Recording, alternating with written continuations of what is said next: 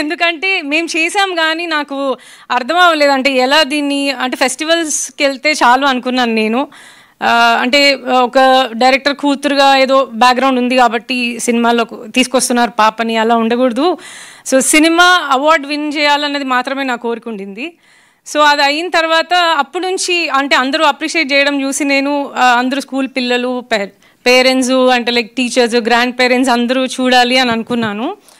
అప్పుడు నాకు అసలు అర్థం అవ్వలేదు సినిమాని ఎలా రిలీజ్ చేయటము అని. బట్ నవీన్ గారు వాళ్ళు, రవి గారు వాళ్ళు, శశి గారు చూసి మేము చేస్తామండి, ఎందుకు మన సినిమా మన పాప మన ప్రొడక్షన్లో చేద్దామని చెప్పి వాళ్ళు ఫార్వర్డ్ వచ్చారు. Thank you so much Naveen గారు, రవి గారు. అండ్ నేను ఎవరెవరి గురించో మాట్లాడాలనుకుంటాను ప్రతి మీట్లో, కానీ నేను మర్చిపోతాను స్టేజ్ మీదకి వచ్చాక. సింధు అసలు సింధు షూటింగ్కి కూడా సరిగా రాలేదు. సో నాకు సింధుతో పెద్ద కనెక్షన్ లేదు.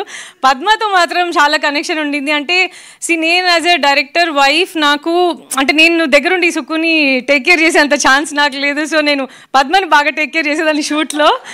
సో దట్ ఆమెకి ఎక్కువ టెన్షన్ అవ్వకూడదు. ఆమె టెన్షన్ అవుతుంది, మేడంకి కాఫీ తీసుకురండి, మేడం టెన్షన్ అవుతున్నారు, మేడంకి షుగర్ లేకుండా తీసుకురండి, మేడంకి గొడుగు పట్టుకోండి అని నేను పద్మని ఎక్కువ టేక్ కేర్ చేయాలి. అంటే నాకు ఐ లవ్ అట్లా ఆయనని చూడాలనుకుంటాను, కానీ నన్ను రానివ్వరు షూటింగ్కి. ఓయ్ సో నేను అదంతా రానివ్వవు కదా నువ్వు, అసలు నువ్వు డిస్టర్బ్ అవుతావని.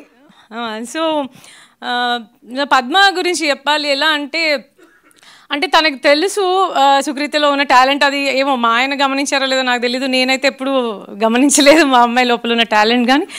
బట్ పద్మ తను ఎట్లా ఎక్స్ట్రాక్ట్ చేసిందంటే, నేను ఫస్ట్ ఫ్రేమ్ పెట్టినప్పుడు ఫస్ట్ షాట్ చూడగానే నేను వెంటనే సుఖకు కూడా కాల్ చేశాను, అసలు నీకు తెలియదు అసలు పండు ఎలా చేస్తుందో, నువ్వు ఇమాజిన్ కూడా చేయవు అసలు పండు ఎలా చేస్తుందో అని. అంటే నేను చాలా ఎక్సైటెడ్ అయిపోయాను నా కూతురు పర్ఫామ్ చేయడం చూసి.